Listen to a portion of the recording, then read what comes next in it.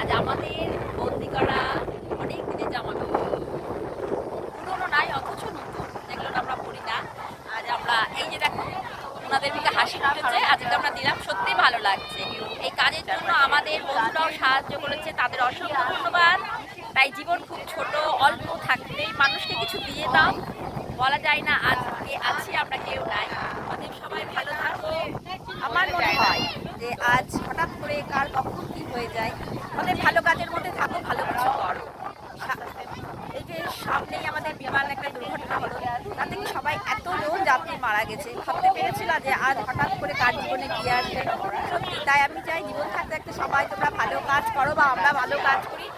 আমাদের থেকে কিছু দিয়ে যদি তাদের মধ্যে হাসি ফোটাতে পারি, এইসব মানুষের পিছনে দেখো কত ভিড়টা কত আনন্দে নিচ্ছে, কিন্তু অথচ এই জিনিসগুলো না আমরা আলমারিতে রেখে দিয়েছিলাম।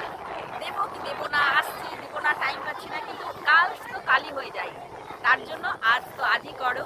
দেখো এই আমাদের সামান্য জিনিস দিয়ে সাধারণ মানুষের মনে কত হাসি, কত আনন্দ।